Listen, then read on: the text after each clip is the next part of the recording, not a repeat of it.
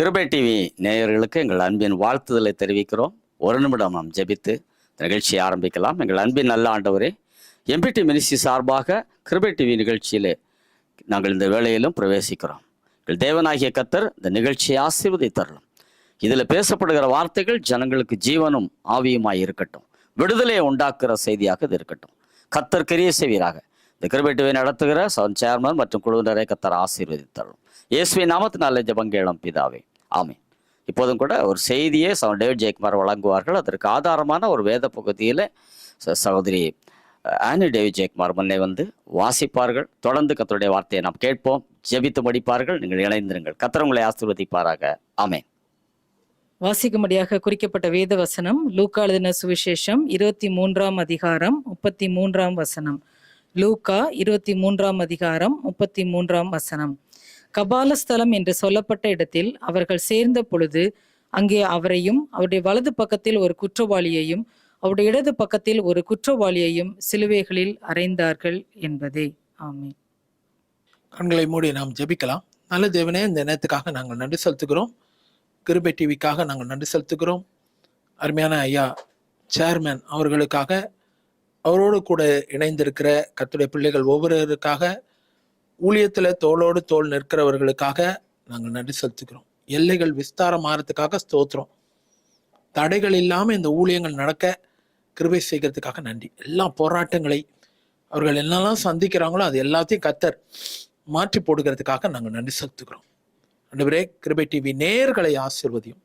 இன்னைக்கு பேசப்படுகிற வார்த்தைகள் அவர்களுக்கு பிரயோஜனமாக இருக்கட்டும். இயேசுவின் நாமத்தில் பிதாவே, ஆமென். ஆண்டவராகிய இயேசு கிறிஸ்துவின் நாமத்தில் கிருபை டிவி நேயர்களுக்கு என்னுடைய அன்பின் வாழ்த்துக்களை நான் நிறைவாய் தெரிவித்துக் கொள்கிறேன். இயேசுவானவர் சிலுவையில பேசின 7 வார்த்தைகளை இன்னைக்கு தியானிக்க இருக்கிறோம். எனக்கு கொடுக்கப்பட்டிருக்கிற இந்த நேரத்துக்குள்ளாக நான் பேசி அதை முடிக்க விரும்புகிறேன். இதை எப்படி வடிவமைத்திருக்கிறேன்னு சொன்னா, அந்த வார்த்தையை வாசித்து பின்பு ஒரு பாடலை பாடி ஒரு ஜபம் செய்து இந்த வசனத்தை சொல்லி நான் முடிக்க விரும்புகிறேன். ஒவ்வொன்றுத்துக்கும் அப்படியாக இருக்கும், சுருக்கமாக இருக்கும். அது நிச்சயமாக நமக்கு பிரயோஜனமாக இருக்கும்னு சொல்லி நான் நம்புகிறேன். இயேசுவானவர் சிலுவையிலே பேசின முதலாவது வார்த்தை மன்னிப்பை பற்றியது. லூக்கா எழுதின விசேஷம் 23 அதிகாரம் 34 வசனம். பிதாவே, இவர்களுக்கு மன்னியும், தாங்கள் செய்கிறது என்னதென்று அறியாதிருக்கிறார்களே என்றார். இதற்கு ஒரு பாடலை நான் பாட விரும்புகிறேன். கூராணி தேகம் பாய மாவேதனை பட்டார், பிதாவே இவர்களுக்கு மன்னிப்பீரும் என்றார். இயேசுவானவர் சிலுவையிலே பேசின முதலாவது வார்த்தை மன்னிப்பு. இவர்களுக்கு மன்னியும் என்றார். கொஞ்ச நேரம் முன்னாடி நமக்கு படிக்கப்பட்ட ஒரு வேத பகுதி,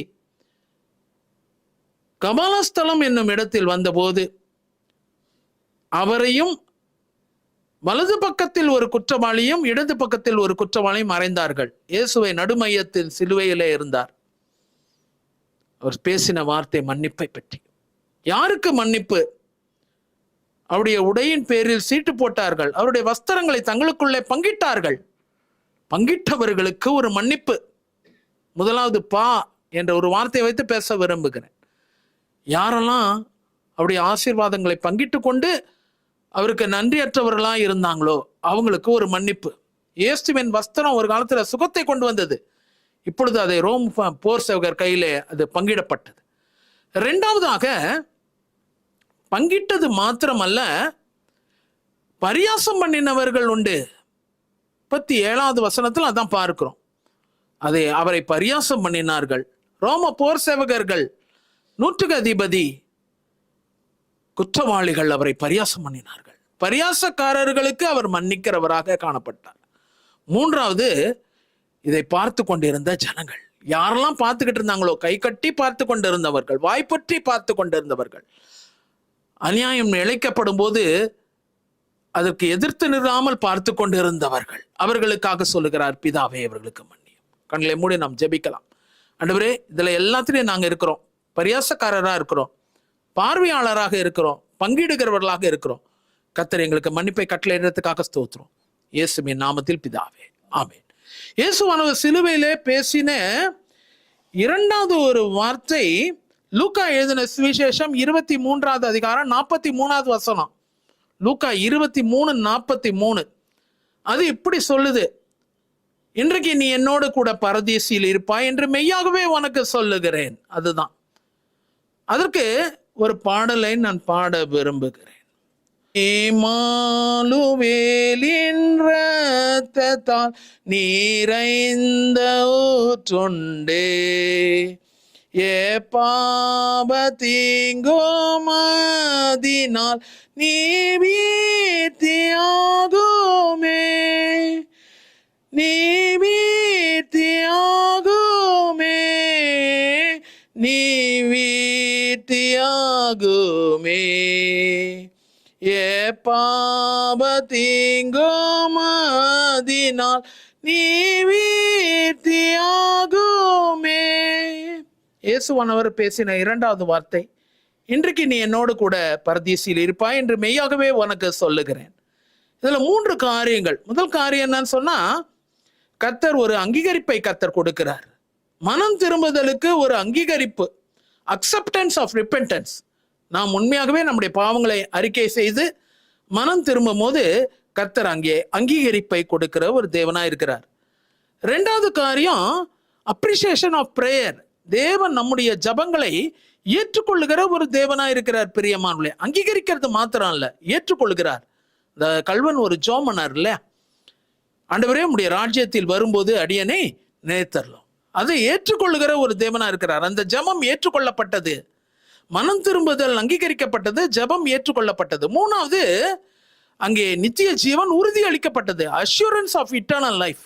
இன்றைக்கு நீ என்னோடு கூட பரதீசில் இருப்பாய் என்று மெய்யாகவே உனக்கு சொல்லுகிறேன். கர்த்தர் இந்த ஆசீர்வாதத்தை நமக்கு தருவாராக. Acceptance, assurance.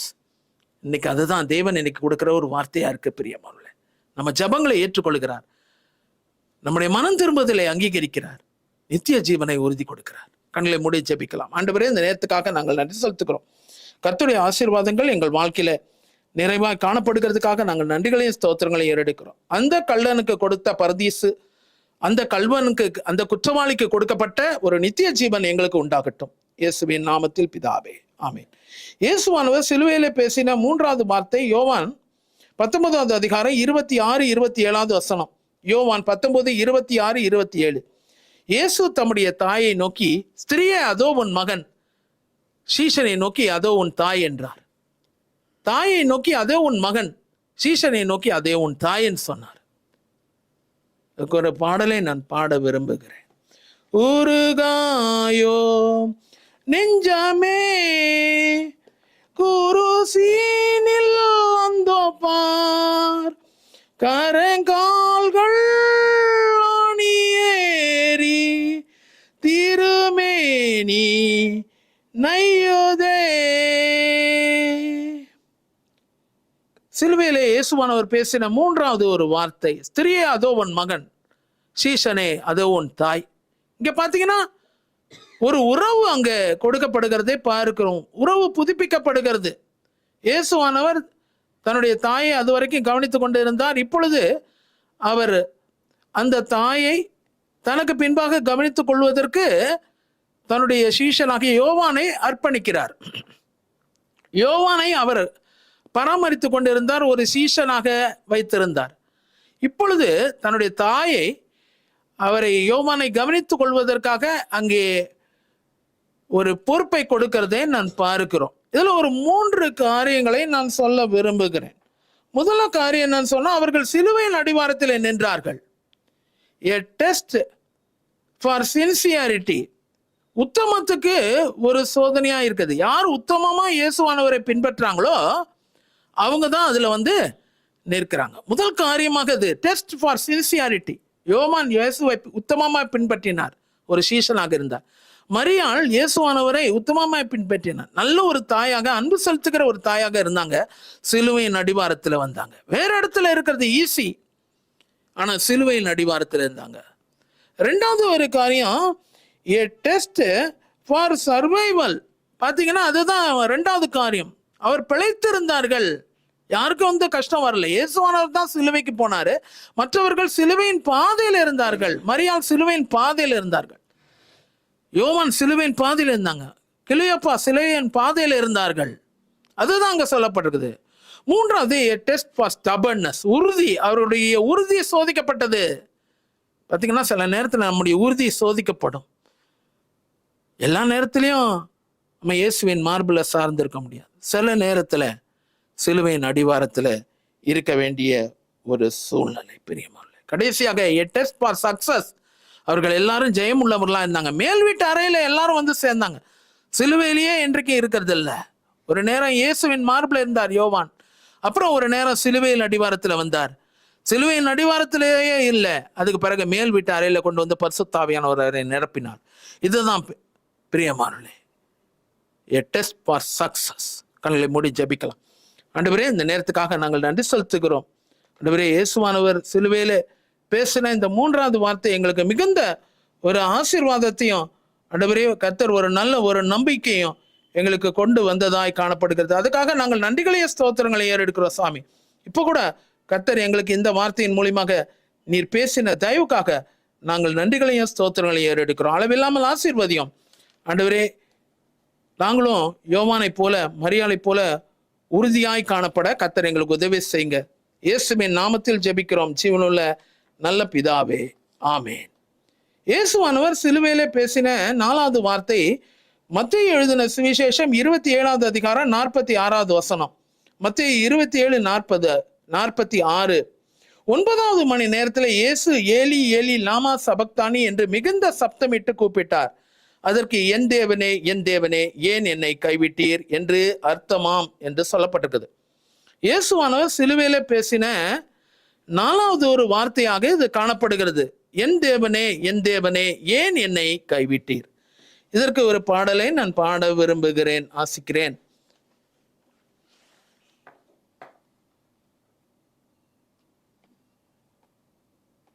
தெய்வ ஏகமைந்தனார் அபிஷேகநாதனார்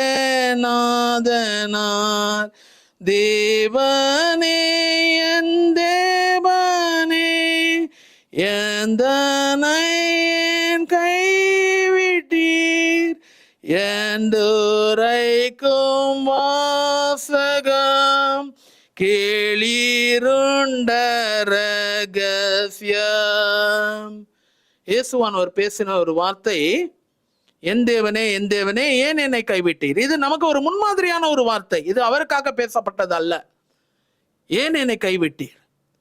பிதாமானவர் கைவிட்டதாக நினைக்கிறது அவருக்கு அல்ல, நம்மை கைவிட்டதாக ஒரு முன் உதாரணத்தின் ஒரு எக்ஸாம்பிளரி வேர்டாக இது காணப்படுது. 3 வார்த்தைகளை நான் எல்லுன்றதை வைத்து சொல்லப்படுகிறேன். It is a cry towards the Lord.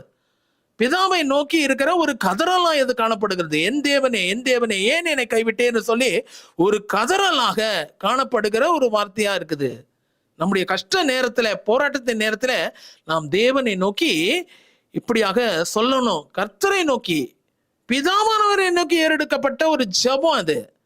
2வது ஒரு காரியம் என்னன்னா, it is a cry for language. Language என்னும் போது அது ஒரு அங்கலாய்ப்பின் ஒரு ஜபமாக காணப்படுகிறது. கைவிடப்பட்ட ஒரு சூழ்நிலை நம்முடைய வாழ்க்கையில வரும்போது நானும் நீங்களும் அப்படியாக அந்த கைவிடுதலை இல்லைன்னா அந்த போராட்டத்தை நானும் நீங்களும் தேவனுக்கு தெரியப்படுத்தணும். ஒன்றுக்கு கவலைப்படாமல் எல்லாத்தையும் நானும் நீங்களும் தேவனுக்கு தெரியப்படுத்தணும் சொல்லி தேவன் விரும்புகிறார். 3வது இட் இஸ் எ லவுட் கிரை. பாத்தீங்கன்னா அது ஒரு சத்தத்தை உயர்த்தி பேசப்பட்ட ஒரு கதறலாக இருக்குது. கர்த்தரை நோக்கி கதறல், cry towards the Lord, cry of language and cry with a loud voice. சில நேரத்தில் நம்முடைய போராட்டங்கள் நிமித்தமாக நானும் நீங்களும் மெல்லமா ஜெபிக்க முடியாது. ஒருத்தர் யாரோ குத்திட்டாங்க, நம்மளை அடிச்சிட்டாங்க, சத்தம் போடுறோம்ல, அந்த மாதிரி தான். கண்களை மூடி நாம் ஜெபிக்கலாம். நல்ல தேவனே, இந்த நேரத்துக்காக நாங்கள் நன்றிகளையும் ஸ்தோத்திரங்களையும் ஏறெடுக்கிறோம். நீர் 4வது வார்த்தையை நீர் அருமையாய் நீர் பேசியிருக்கிறீர். அதுக்காக நாங்கள் நன்றி செலுத்துகிறோம். ஆண்டவரே, எங்களுக்காக பேசப்பட்ட ஒரு வார்த்தை, என் தேவனே ஏன் என்னை கைவிட்டீர். நாங்களும் நிறைய நேரத்துல யோசிக்கிறோம். ஆண்டவரே, கைவிடப்பட்ட ஒரு நிலைமைகளை மாற்றுகிறதுக்காக நன்றி. இயேசுவின் நாமத்தில் பிதாவே, ஆமென். இயேசுவானவர் சிலுவையில பேசின 5வது ஒரு வார்த்தை, அது யோவான் எழுதின சுவிசேஷம் 19வது அதிகாரம் 28வது வசனம். யோவான் 19:28, வேத வாக்கியம் நிறைவேறத்தக்கதாக தாகமாய் இருக்கிறேன் என்றார். வேத வாக்கியம் நிறைவேறத்தக்கதாக தாகமாய் இருக்கிறேன் என்றார். இதற்கு ஒரு பாடலை நான் பாட விரும்புகிறேன். அருவிகள் ஆயிரமாய் பாய்ந்து இலகிட செய்வார், அனைத்தோமாழ்வோர் தாகமாய் இருக்கிறேன் என்றார். இயேசுவின் தாகத்தை குறித்து பேசப்பட்ட ஒரு வார்த்தை. தாகமாய் இருக்கிறேன், ஐ எம் thirsty. ஆவிக்குரிய தாகம் சரீர பிரகாரமாக அடிக்கப்பட்டது நிமித்தமாக உலர்ந்து போன ஒரு தாகமாய் அவருடைய தாகம் காணப்பட்டது. 3 குறிப்புகளை இதுக்கு முன்பாக வைக்க விரும்புகிறேன். அவர் தாகமாய் இருந்தபோது ரோம போர் சேவகர்கள் ஒரு பாத்திரத்திலே காடி இருந்தது. அந்த காடியை ஒரு கடற்காளானிலே தோய்த்து ஒரு ஈசோப்பு தண்டில் மாற்றி அதை அவருடைய வாயிலே குடிக்க கொடுத்தார்கள் சொல்லப்பட்டது. 3 காரியங்கள் இந்த காடி குறிக்கிறதா இருக்குது. ஒன்று, நம்முடைய கடினத்தை அவர் ருசி பார்த்தார். முதல் காரியம் அதுதான். கசப்பு கலந்த காடியை அவருக்கு குடிக்க கொடுத்தார்கள். என் ஆகாரத்தில் கசப்பு கலந்து கொடுத்தார்கள். சங்கீதத்தின் புஸ்தகம் 69:21 அதுதான் சொல்லுது. முதல் காரியம் கடினம், குருவாலிட்டி. நம்ம வாழ்க்கையில காணப்படுகிற எல்லா விதமான கடினத்தையும் இயேசுவானவர் ருசி பார்த்தார். குருவாலிட்டி, he tasted cruelty and bitterness. 2வது காரியம், நம்ம வாழ்க்கையில காணப்பட்ட கஷ்டங்களை அவர் ருசி பார்த்தார்னு சொல்லி பார்க்கிறோம். டிஃபிகல்டிஸ், நம்ம வாழ்க்கையில அன்றாட வாழ்க்கையில எத்தனையோ துயரங்கள், துன்பங்கள் இல்லையா, எத்தனையோ போராட்டங்கள், சரீர வேதனைகள், மனிதர்களால் பிசாசினால் வருகிற வேதனைகள், கஷ்டங்கள் இல்லையா, அதெல்லாத்தையும் காடியை போல அவர் ஏற்றுக்கொண்டார். காடியை அவருக்கு குடிக்க கொடுத்தார்கள். இயேசு காடியை வாங்கின பின்பு காடியை வாங்கினார். காடின போது அது வெறும் கடினத்தை மாத்திரம் அல்ல, கஷ்டத்தை மாத்திரம் அல்ல. காடின போது 3வது என்னன்னு சொன்னா அது கசப்பை குறிக்கிறதா இருக்குது. கசப்பை யாருமே விரும்ப மாட்டாங்கல்ல. கசப்பு அவ்வளோ ரொம்ப கொடுமையானது. பிட்டர்னஸ் இல்ல, கசப்பு. நம்முடைய வாழ்க்கையில மாறாவின் கசப்பு காணப்படலாம். நகோமியின் கசப்பு, கர்த்தர் எனக்கு மிகுந்த கசப்பை கட்டளையிட்டார் சொல்லி சொன்னாங்க. என்னை நகோமின்னு சொல்லாதீங்க, என்னை மாறான்னு சொல்லி கூப்பிடுங்க, அதுதான் சொன்னாங்க. நம்முடைய வாழ்க்கையில கூட நகோமியின் கசப்பு, இழப்புகள் நிமித்தமாக வந்த கசப்புகள் காணப்படலாம். ஆனா இன்னைக்கு பாத்தீங்கன்னா கர்த்தர் உங்களுக்கு எனக்கு சொல்லுகிற ஒரு வார்த்தை என்னன்னு சொன்னா, அந்த கசப்பை அவர் ஏற்றுக்கொண்டார். காடின்னு சொல்லும் போது அதுதான், காடியை ருசி பார்த்தார். கசப்பை, கடினத்தை, கஷ்டங்களை நமக்காக ருசி பார்த்தார். பிரியமானவர்களே, அதுதான் அங்க சொல்லப்பட்டிருக்கு. கண்களை மூடி ஜெபிக்கலாம். ஆண்டவரே, இந்த வார்த்தைக்காக நாங்கள் இருதயத்தின் ஆழத்திலிருந்து நாங்கள் நன்றிகளையும் ஸ்தோத்திரங்களையும் துதிகளையும் ஏறெடுக்கிறோம். தேவ பிரசன்னம் எங்களோடு இருக்கிறதுக்காக நாங்கள் நன்றிகளை செலுத்துக்கிறோம். சாமி, கர்த்தர் நல்லவராக எங்களுக்கு இருக்கிறதுக்காக நாங்கள் நன்றி செலுத்துக்கிறோம். எங்களுக்காக நீர் கஷ்டமான ஒரு சூழ்நிலையின் வழியாக கடந்து போனீர். உமக்கு எல்லா துதி மகிமை இயேசுவின் நாமத்தில் பிதாவே, ஆமென். ஆண்டவராகிய இயேசு கிறிஸ்து சிலுவையில பேசின 6வது ஒரு வார்த்தை அங்கே யோவான் எழுதின சுவிசேஷம் 19வது அதிகாரம் 30வது வசனத்துல இருக்கு. யோவான் 19:30 அது சொல்லப்பட்டிருக்கு. இயேசு காடியை வாங்கின பின்பு முடிந்தது என்று சொல்லி தலையை சாய்த்து ஆவியை ஒப்பு கொடுத்தார்னு சொல்லப்பட்டது. தலை சாய்க்கப்பட்டது, ஆவி ஒப்பு கொடுக்கப்பட்டது. இயேசு காடியை வாங்கினார், தலையை சாய்த்து ஆவியை ஒப்பு கொடுத்தார். இதற்கு ஒரு பாடலை நான் பாட விரும்புகிறேன். வாதையுற்ற மீட்பரே, என் அடைக்கலம் நீரே, நான் என் பாவவாரத்தால் தொய்ந்து போய் கலங்கினால், என் அடைக்கலம் நீரே, வாதையுற்ற மீட்பரே. இயேசுவானவர் சிலுவையில பேசின 6வது வார்த்தை முடிந்தது. It is finished, it is accomplished. எல்லாம் முடிஞ்சு ஆயிடுச்சு. இதுல 3 குறிப்புகளை வைக்க விரும்புகிறேன். 3R என்ற வார்த்தை. He received, he recited and he released. 3 காரியங்கள் பிரியமானவர்களே. He received என்னும் போது அவர் காடியை வாங்கினார். கர்த்தர் நமக்கு என்ன பொறுப்புகளை கொடுத்திருக்கிறோமோ அதை நானும் நீங்களும் வாங்கி கொள்ளணும். என்ன ஆசீர்வாதங்களை கொடுத்திருக்கிறோம் அதை நானும் நீங்களும் வாங்கி கொள்ளணும். என்னென்ன நன்மைகளை கொடுத்திருக்கிறாரோ அதை நீங்களும் நானும் வாங்கிக்கணும்.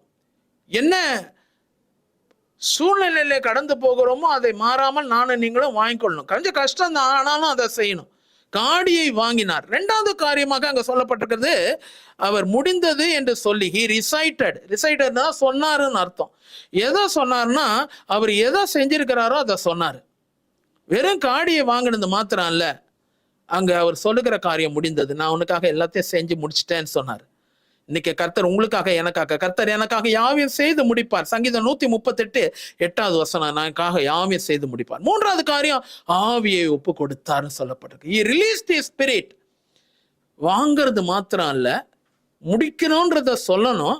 முடிச்ச பிறகு நமக்கு என்ன கொடுத்திருக்கிறாரோ அதை மீண்டுமாய் ஒப்பு கொடுக்கணும். அதுதான் கர்த்தரத்துல ஒப்பு கொடுக்கிற ஒரு காரியம், ரிலீஸ்ட். அதுதான் சூழ்நிலை. பிரியமானவர்களே, கர்த்தர் இன்னைக்கு உங்களுக்கு எனக்கு சொல்ற காரியம், ரிசீவ், ரியலைஸ் அண்ட் ரிலீஸ். இன்னைக்கு அப்படிப்பட்ட ஒரு சூழ்நிலை. கர்த்தர் இன்னைக்கு அப்படியான ஒரு காரியங்களை கர்த்தர் நமக்கு தருவாராக. கண்களை மூடி ஜெபிக்கலாம்.